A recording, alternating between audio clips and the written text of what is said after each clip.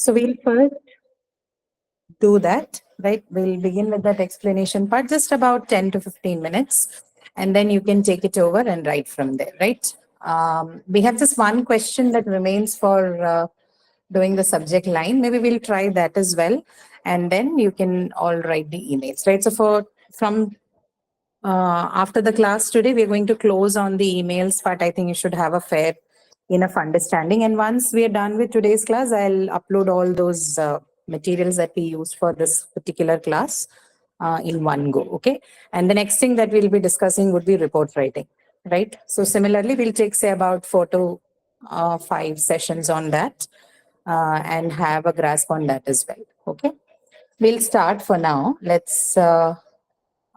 me share the document with you so that we can start off. Just confirm with me once you can see the screen carefully, okay?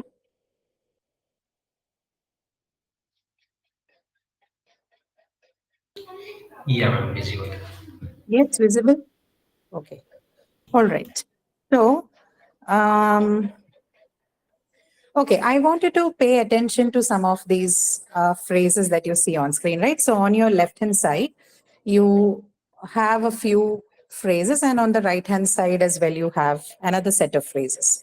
But look at them and tell me, read through both the columns and tell me what is the difference that you see.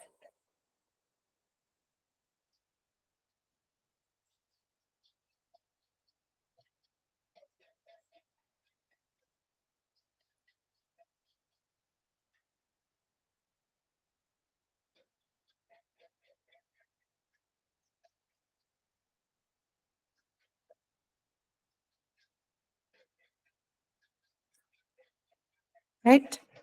I came to the realization that I realized that she's of the opinion that she thinks that concerning the matter of, about, during the course of, during.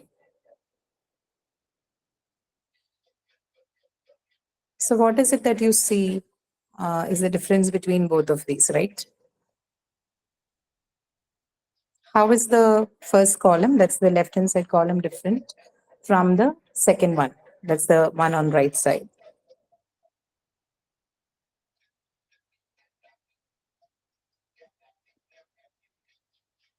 Ma'am, we have made that short. If we made it short, or the word that you use here would be concise, right? Why is it blinking? Is there a problem? Let me check. Ah. This is not right. Okay.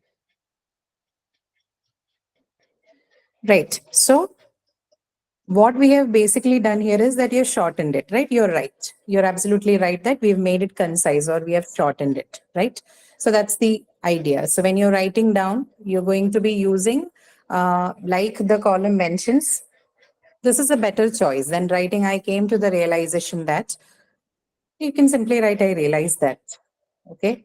Or she's of the opinion that, she thinks that, concerning the matter of, about, during the course of, during. So the words that you see on the right hand side are all replacements or better choices for the phrases or the words that you see on the left hand side column. Now we'll discuss why we cannot use, or rather why it is not advisable to use the phrases or the words that you see on the left hand side. What's the problem, or what's wrong with those phrases when used in formal English, right? This we'll discuss it during the next 5 or 10 minutes. Okay, some more for you. Go through this as well.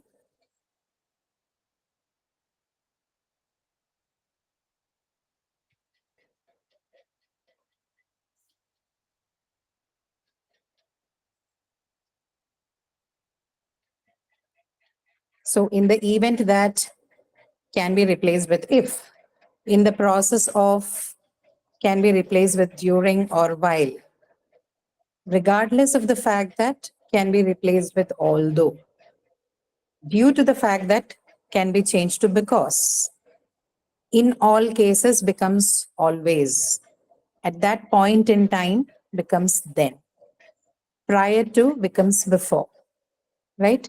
So again, the same thing. What you have basically done is you've shortened them, right? You've cut them short, you have trimmed them, or what we also call as pruning. Just put them down, concised it altogether. Now, the problem with all the phrases that you just looked at, right? The first two slides that you have saw, the problem was, or what the reason why we shortened them were because these, when used in a professional text, whether that's an email or a report or anything else for that matter, whatever the name is, whatever the document is. When you use these phrases in the professional text, it makes them less formal because using in professional writing, using or writing more things than required is considered to be an unprofessional thing to do, right? It's considered a less formal method of communication when you're writing or speaking more than what is required. And this whole phenomena or this particular act of the writer or the speaker is referred to as wordiness, right? Which is what you see on the screen.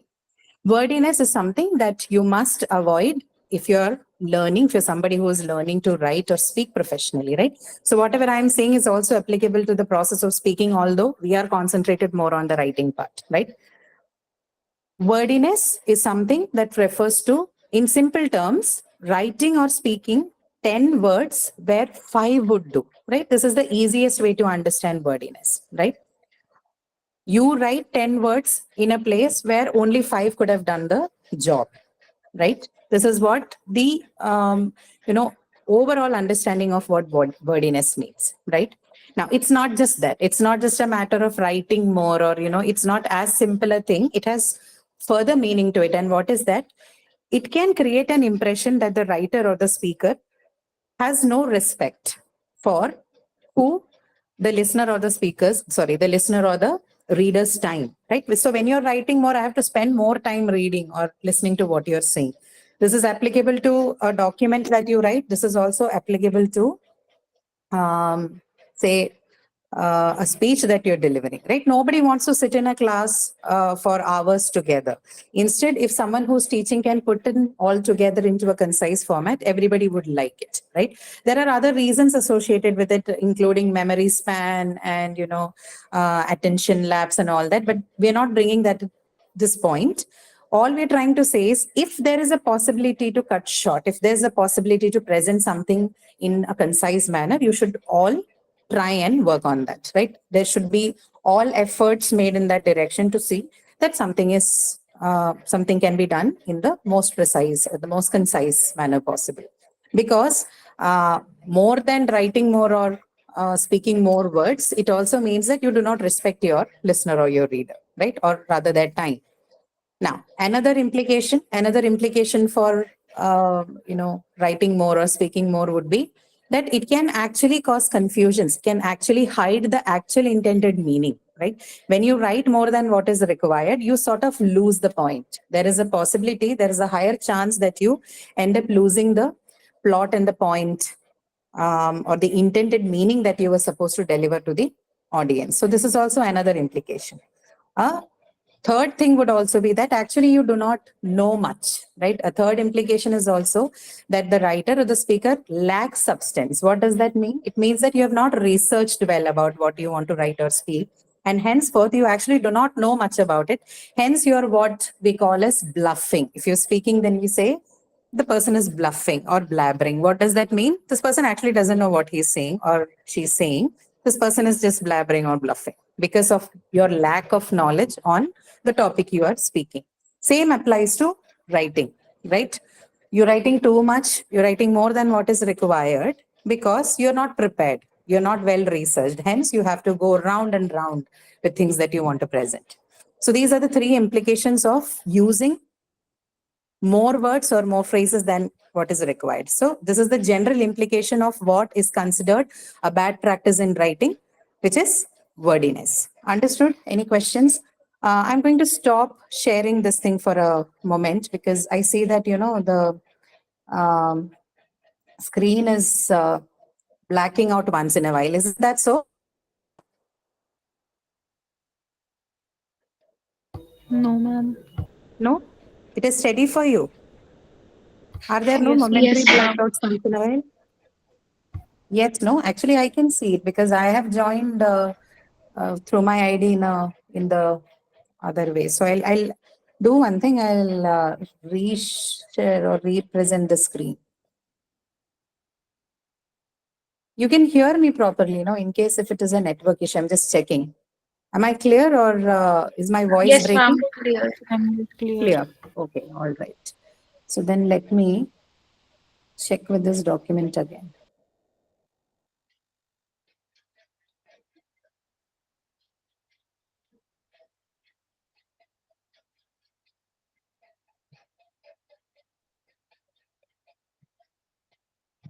Okay. I hope it doesn't happen again. Oh, okay. All right.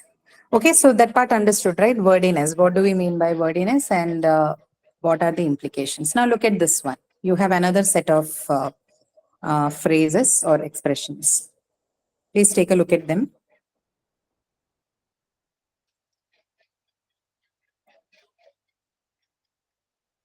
Are you familiar with these expressions? Agree to disagree. Last but not the least. Dead as a doornail, pushing the envelope, up in the air. Yeah, at least the agree to disagree and last but not the least would be familiar. Yes, ma'am. Right? Now, what's the problem with them? Again, see, in the case of examples that we presented in the first two slides, right? Even those expressions or those phrases are not wrong, right? The idea is not that they're wrong. And by wrong, I mean they're not grammatically wrong or they're not even semantically wrong. They have their meanings and their grammar and everything is intact. The problem is the style, right? We have been discussing this for a while in this session, right? For the past 4 weeks, that style is very, very important in writing. And in professional writing, the style that is requested or that is advisable are the formal styles. The problem with these expressions are they're not formal enough, right? Now, this is another set of expressions. Agree to disagree. Last but not the least, dead as a doornail, pushing the envelope, up in the air, right? The preferred usage is given in the right-hand side column. But what are these? These are what we refer to as, or what we call as cliches. You might have heard about this as well, right? Cliched usage of language, right? Or another way of looking at it is ornate expressions. Ornate means something that is old and out-fashioned, right? Now, what's the problem with cliched expression? Why do you call something a cliche? It's because these particular expressions, or all of them, or most of them, they have been out-fashioned because of overuse, right? They've been used so much every time and everywhere that now they sound very trite, or what we call as very boring, right? It's almost like you can guess the next thing this person is going to say is agree to disagree, or last but not the least, right? So because of overuse, they've become less impressive, right? Because of overuse over a period of time, and so frequently over a period of time that there's nothing new. The language doesn't sound innovative at all. Hence, we call them cliche. Any such expressions, I have given only few examples. There are many more cliches that's found in the English language. You can look up for them. So these are cliches because they've been overused and now they're used in any form, whether in professional or in other forms of writing, would be considered a little boring or unimpressive, to say the least. Okay. All right. Now, a few more examples of ornate or cliched expressions, particularly in professional writing. Now, these ones, the ones we saw in the slide, they can be found either in professional or the other kind of writing. But if we are looking at expressions that are specific to professional writing, then look at these examples, right? Does this ring a bell? These are the kind of expressions you find in emails and letters and all that, right? Please find attached. Attached, please find. Please be advised that per your request, as per your request, pursuant to your request, all of them are considered on it now, right?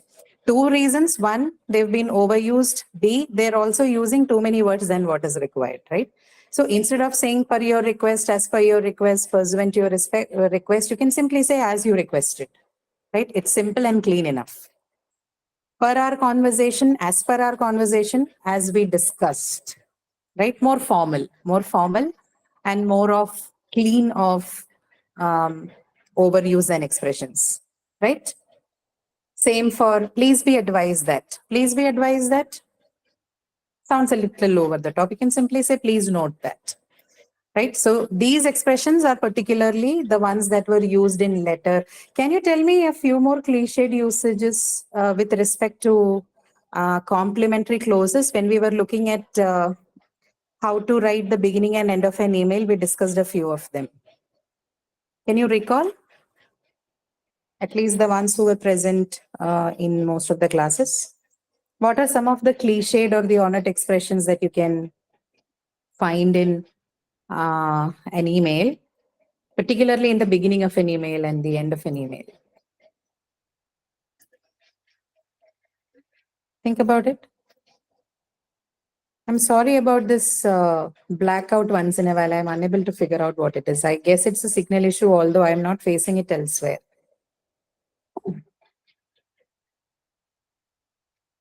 Yeah. Anybody? Any responses? Ma'am, like hope that email finds you well. Hope that his email finds you well. That is straight away not a good usage in professional emails. Yes, correct. So that's one thing. Then, by beginning, I meant the salutation. So when we discussed, I told you we don't use the respected term anymore, right? That is a little out of fashion. So now people, maybe in the Indian context, people still use it, right? Because dear is not good enough for us. We still feel that, this is not polite enough. But respected is something that has been now, done away with in most of the professional contexts. You now use dear instead of respected, right? Similarly, yours faithfully, yours truly, yours obediently, right? These are all considered cliched overuses. You simply write sincerely, or you simply write thanks, or you simply write best regards, right? Or regards, or kind regards. All of them are fine, right? Even kind regards, not as much these days, right? Best regards are fine. So anything that looks like, some sort of over stooping or something is considered cliche these days, right? Or not, or to put it the other way, it's not considered formal enough to do that. Okay. Yes. Okay, few more expression. Now this is a full sentence and clause. You can look at it. Pursuant to your request, please find attached the status report.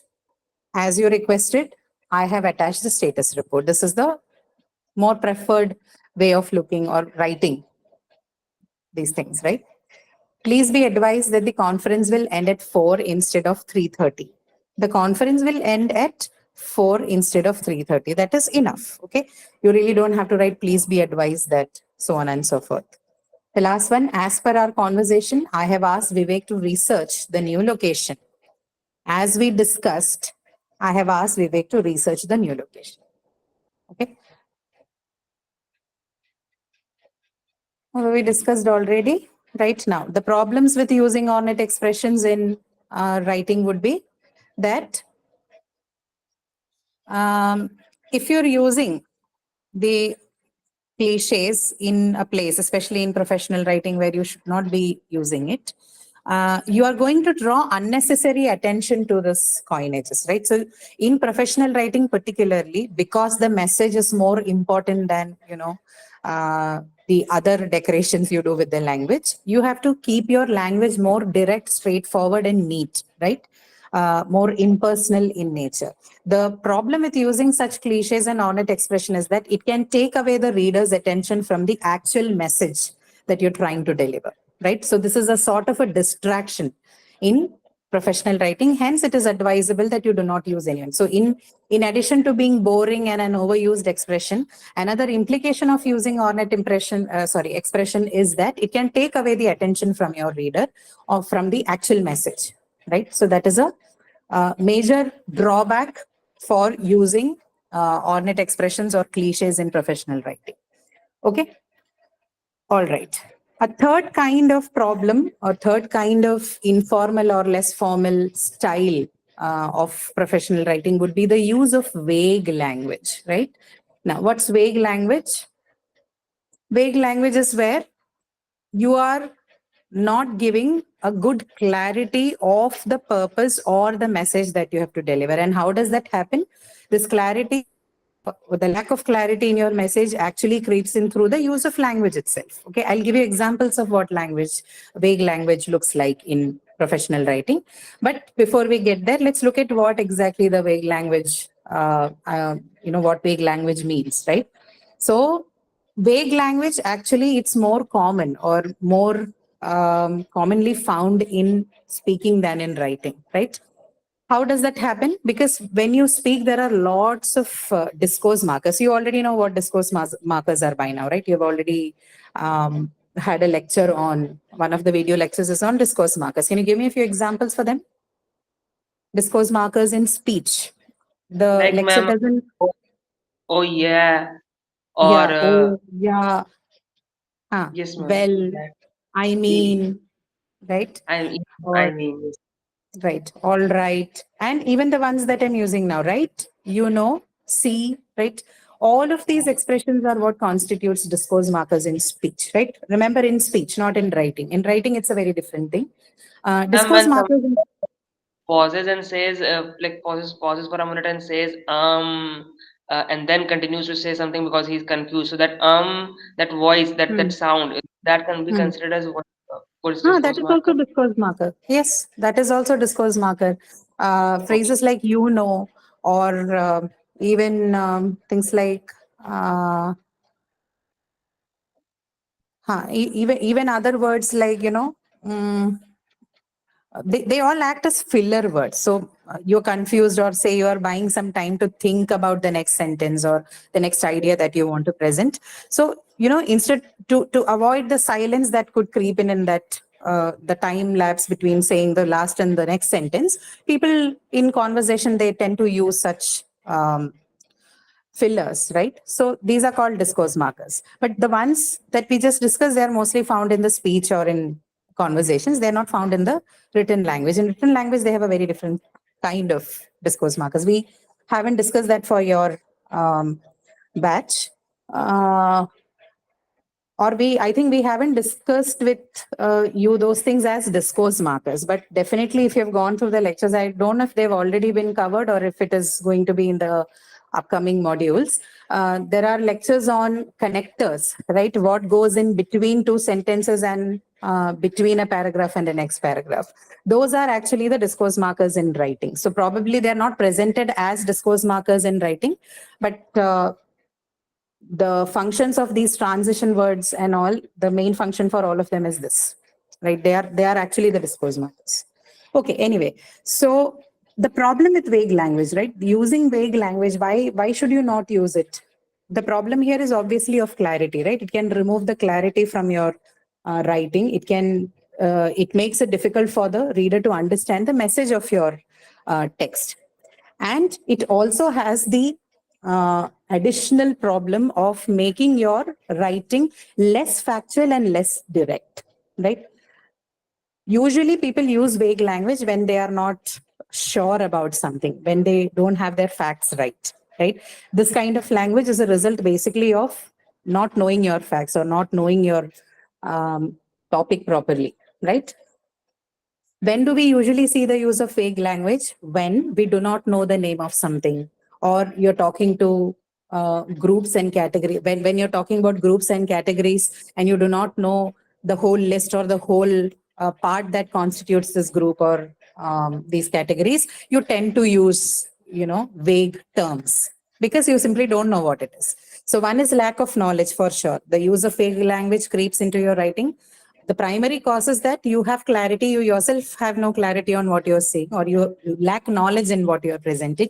Hence, your language becomes vague, right?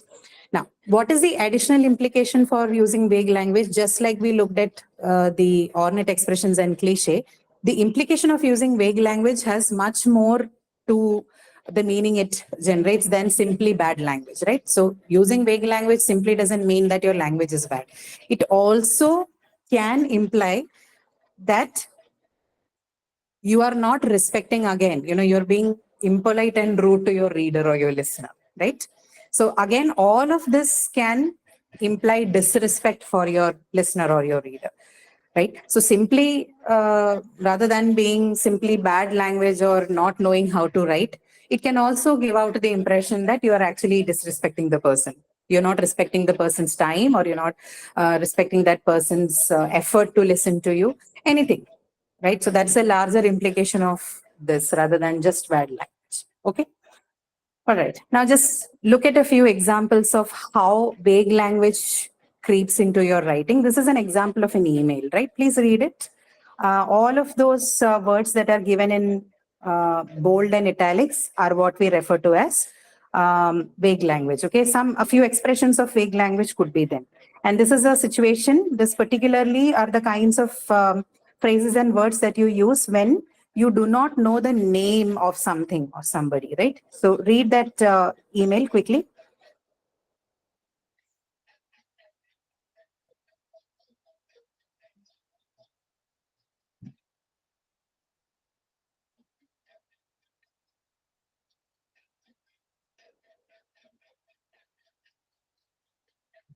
See that? Yes, ma'am. Okay. So what's the problem? Straight away, right? There's no proper clarity on what this person talking about. The record of memos or something, right? Do you know the thing that they used to keep those records and stuff, right? Please let me know if you're aware of the above things, right? So in none of the three lines that the person has used is present any form of clarity, right? So this means that you yourself are not sure what you're asking, right? So any workplace emails that look like this would be shot down, right? You'll definitely be asked to work on how you're presenting your information. Now, what's the problem here? The person has good grammar. There's no problem with the sentences. Grammatically right, language is fine, like in the sense that, it's giving you some kind of meaning, but it's not giving you full meaning. It doesn't give you complete meaning. There's lack of clarity. And in that sense, it's useless, right? You knowing how to write in English is useless if you cannot convey your message with clarity to somebody, especially at the workplace. So this is one example, something, stuff, thing, more commonly used when you do not know what you're talking about. You do not know the name of something. Now, another example of vague expressions in formal settings. These are sentences. You can see them. The secretary suggested that an advertisement in the newspaper, a 20-second ad on television, etc., would be a helpful strategy to market the product. What's the problem here?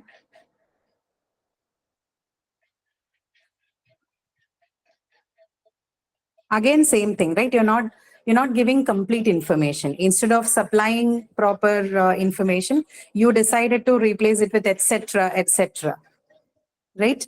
Now, this is not something that would be accepted at a workplace. You'll be asked, what is etc., please explain. We do not know, right? So this is another example of vague expression. Second one, I would like to learn your opinions about the company's new policies and so forth. Okay, so forth. So forth is usually used when someone doesn't want to finish what they're saying, right? I use that sometimes in the class when I don't want to give the whole list of the thing that I'm saying. I would think that, okay, I don't have to give it entirely. Let people find out. Okay, it also has a tone of rudeness. It means you go figure. Okay, I'm not going to give you everything. I've given you 2 examples. You go find the rest. Now, while that is okay when you are trying to tell people to do some work and figure out things on their own, but in a professional domain where you're required to keep your messages and text free of confusions and ambiguities, this usage of language will definitely not be allowed. Okay, this would be considered thoroughly unprofessional to write down a sentence like this. Okay, no so forth. You write down everything that you want because the person should know, should have clarity on what you require or what has to be done. So no so forth, no etc., etc. Another one expression that you can see very commonly in vague expressions is so on. The new hall would be utilized for meetings, press conferences, event launches, and so on, right? Again, extreme lack of clarity, right? So these are few expressions that you see in formal settings and are considered vague, okay? Now, I think this should be the last one if I'm not, no, okay, one more. Now, look at this one. Again, this is an email. Please read it. So these are expressions that you usually use when, or rather, these are the kind of expressions you see when people want to sound less factual or when they don't know the facts themselves. Okay. Read that email.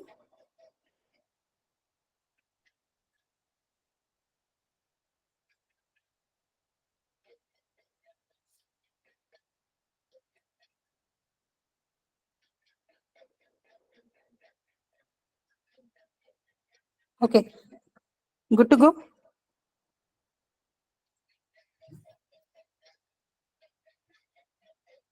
Yes.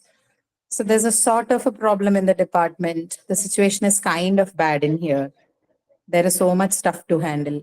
Things are not tiling well. Can you all be here at about 11 a.m.? Okay. Now, what's the problem here? All of this again, none of it is written, presented with clarity. Sort of a problem. Again, you're not defining the problem. Situation is kind of bad. You're not saying how bad it is. There is so much stuff to handle. What are those things that you are handling? Things are not tiling well. What is not tiling well? About 11 a.m., you're not being specific. So this lacks clarity. It also lacks specificity. These are two important things that you require to keep any text professional. It has to be specific. It has to have clarity, right? So expressions like sort of, kind of, stuff, things, about, in and around, right? You have heard this expression, no? This has happened in and around that place. Now, what does in and around that place mean, right? No clarity. Ish, more or less. The class was more or less silent. Again, this is also a vague expression. You can come and meet me around 10-ish, right? So all of this, these are expressions which are considered vague in professional writing. Okay, this should be the last one, I think. When talking about groups and categories. So go through those examples here. You should make arrangements for pencils, sheets of papers, and that kind of things, right? So again, you're leaving it incomplete. You're not completing the list. You're just, you're transferring the burden onto the reader to finish it off and complete it somehow. She has been asking for result analysis and feedback and stuff like that. Same thing, okay? Transference of burden to the listener or reader. I will not complete, you go and find out what it is. You should talk with respect, politeness, and things like that. There are so many schemes and policies and that sort of thing offered by this company, right? So extremely informal, not clear and not factual at all, right? Very less direct.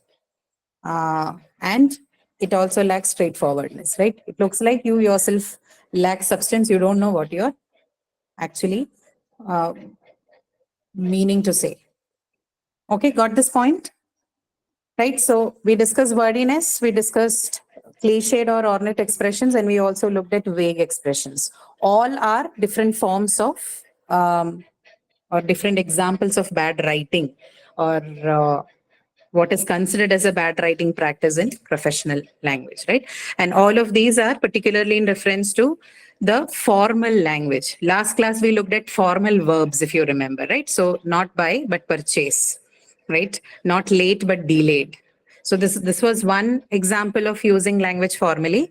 The three things that we saw today in the class, vague expressions, ornate, cliched language, and wordiness, these are another part of using language formally, or these are another strategies to avoid. By avoiding all the three, you can again make your language formal in addition to using formal verbs and other expressions that we already looked at, right? Okay, any questions? Have you understood this part?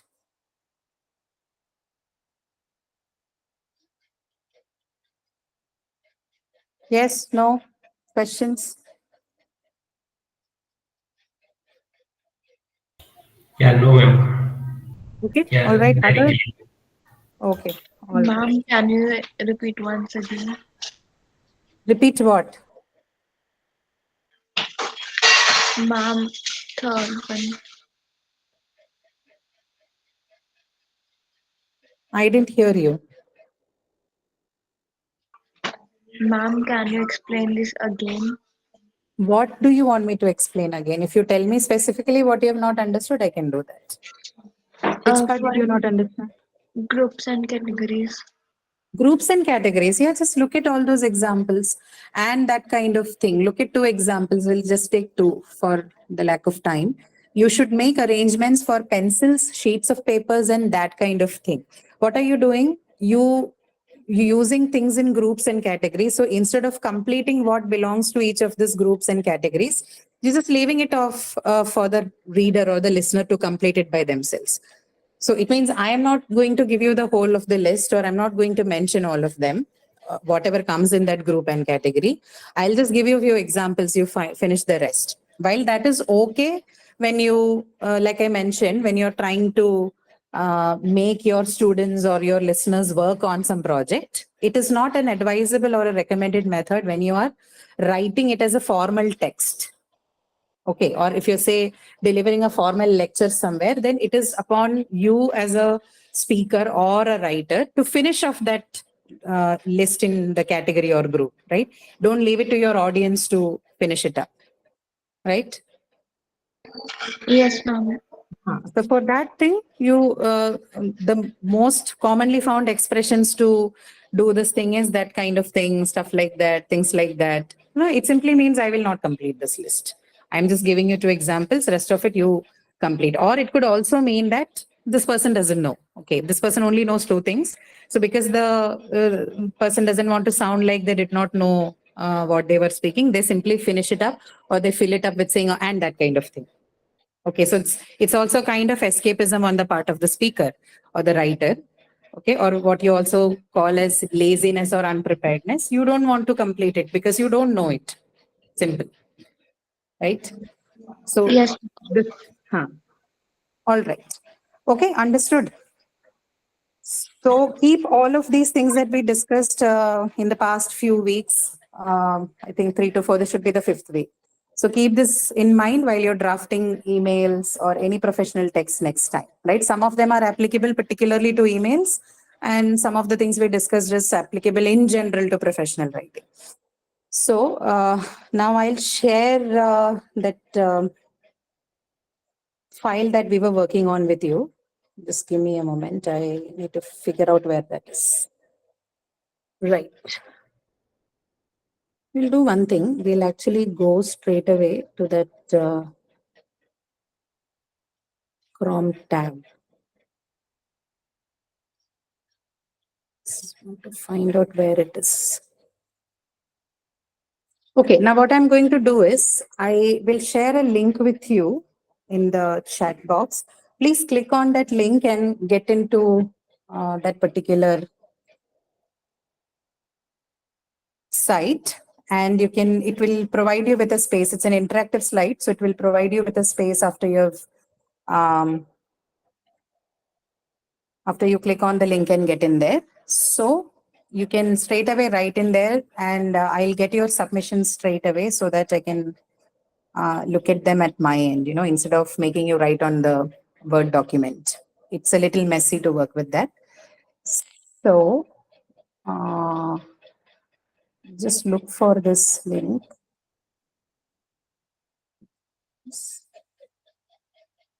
Let's do this link.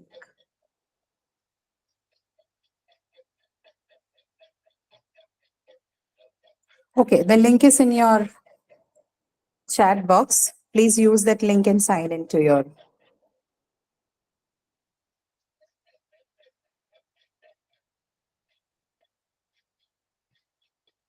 For those of you who can't use the link, you can also, I've shared the screen with you now. You can look at it.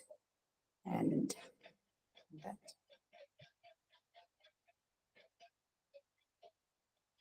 how many of you are here? Actually, 9. So that is 1, 2, 3 out. 1, 2, 3, 4, 5 of you, right? So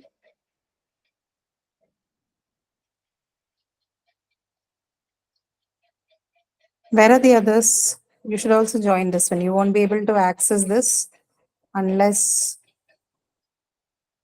Do you have a writing space? I just want to confirm it with you. No, ma'am. No. Okay. In that case, Just give me a moment.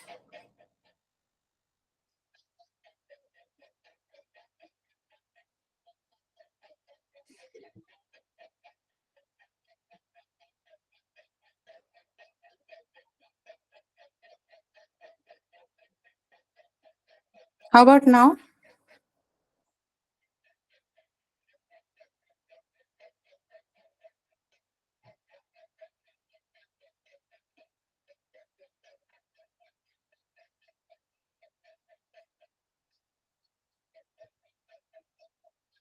Yes, no?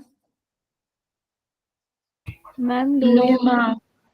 No, no. Okay, don't worry, don't worry.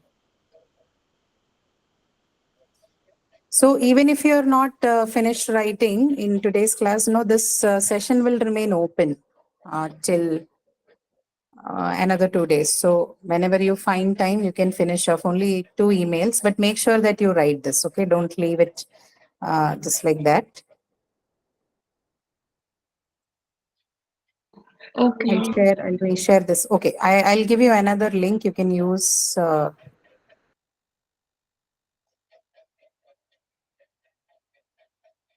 this one to join, okay, instead of the other one. I think I forgot to add the interactive slide onto that. So use the second link now. You can use that one to enter the site.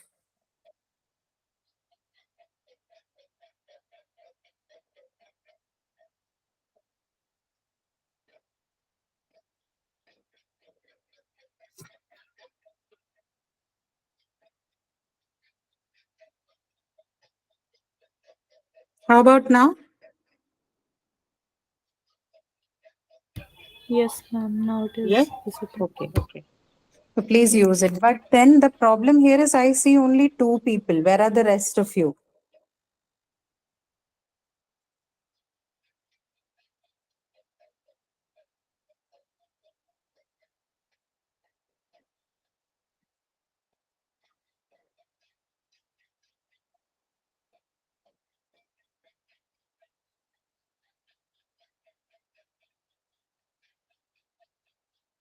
I will check now. I can see who's, okay, one of 6 responses. Okay, all right.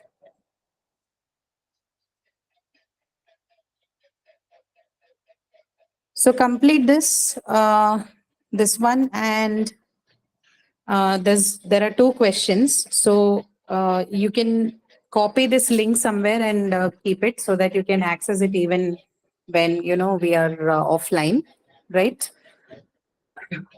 So copy them from the chat box elsewhere where you can save it, and then you can enter in later, because see, it's already 5:48, right? So I don't think you'll be able to finish writing in the class. At least one you will be able to finish by 6. But the second one, please make sure that you complete it. You will see this link open. You can access it for the next 2 days. I won't be closing it down until then. So once I have these things, we can share a document with you on what you need to improve on your writing, at least for the emails, right? Only for that. So we'll do that once you're finished writing. Okay. Meanwhile, if you have any doubts with respect to the structure of the email, or in general about writing emails, language or anything, you can write to me, right? Okay, ma'am. Sure. So please continue writing for the rest of the class. I will not talk. You keep writing until 6, and 6 o'clock I'll log out. Okay.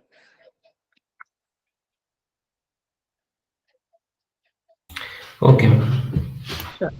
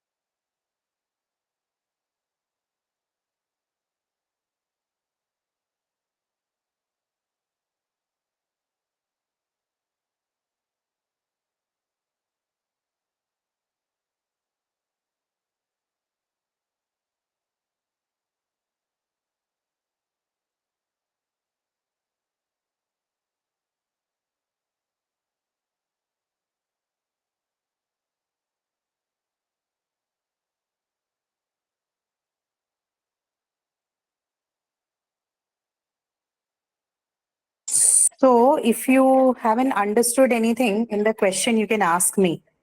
Okay, if there's anything that is unclear or if you haven't um, understood the meaning of anything in the question, you can ask me that as well. I forgot to tell you about that. Right, for some of you at least, this could be like a new scenario. You can either take help from the internet, there's no problem. Right now, you're only learning to write, right? So it's not a problem.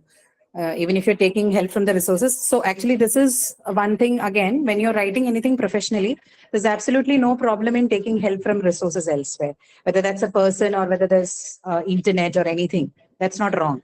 The only thing is that you should avoid copying things, right? Don't copy sentences and phrases or images or anything for that matter. Don't do that. You can take help. You can take cues. You can take ideas, right? Ideas, by ideas I mean you can look at the preliminary idea and then build on it, right? Don't copy the idea also. That's also plagiarism. So keep away from copying things, but of course use your internet or any other resources that's available. Ask people and get things cleared up, right? Get a clarity on how you would present it, or if there's something that you haven't understood, please take help, right? But don't copy. Create your own work.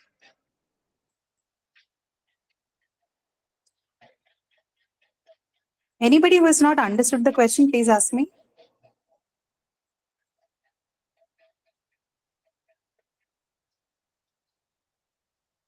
You'll understand what policy change and all refers to, right? So if, policy could be anything, right? It doesn't, when you say it's a company, you don't have to think that, okay, this has to be some high level thing. Policy changes could be as simple as, a change in the time of reporting to the office. Okay. Or a change in the policy for taking leaves, right? Taking a casual leave, or a policy change in dress code, right? A policy change in the policy change in availing facilities in the office, like say a vending machine or anything else, right? It can be anything common like that. It doesn't have to be some high level, complicated business decisions at a workplace. It simply means things like this, right?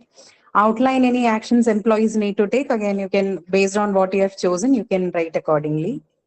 Concerns again based on that, and contact information again, right? Policy change, I could be any of the ones that I highlighted, right? So don't think too much, what do I write? Policy change, I barely know what happens in corporate. It could be anything like the ones I mentioned.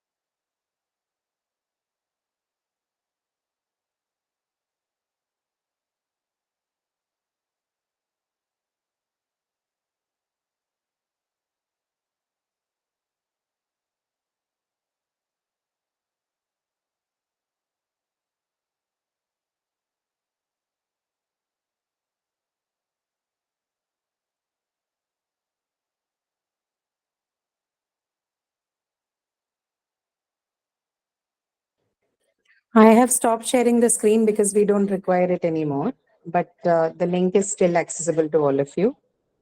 So like I said, I repeat, please copy that link somewhere and secure it so that you can work once, the session is closed, because you won't be able to access the chat after that, right? So keep it secured. Please paste it elsewhere and have it secured so that you can work offline. The session would, the page that you're working on would be open for the next 48 hours. So you can finish off the email positively by that time. I'm sure you can do that. Okay.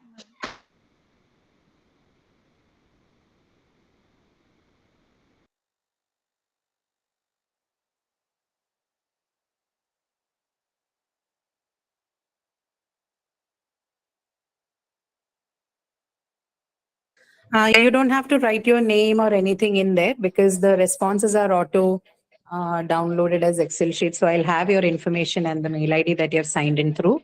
So whatever responses you would get to that would be sent to that particular ID using which you signed in, right?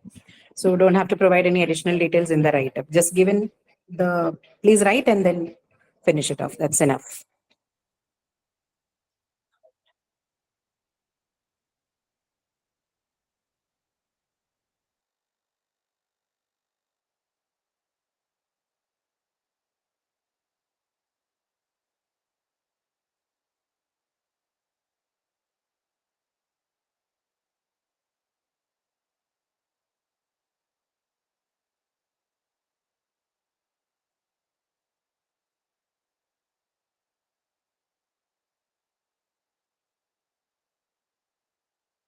All right, I think it's about time. So we'll wind it up for today. So like I mentioned, you can continue writing using the link for the next 48 hours. But we'll sign off for today. Okay. We have another session at 6. So anyway, you're writing, so there's no point of me waiting also. We'll come back and see again next week. We're going to not look at emails again, right? But meanwhile, if you have any doubts, of course, you can write to me either through the forum or you can even email me directly. That's not a problem. We are going to be taking up the next professional text, which is the report writing from the next session onwards. Okay. All right. So thank you so much for coming in, guys. We'll see you next week again. See you.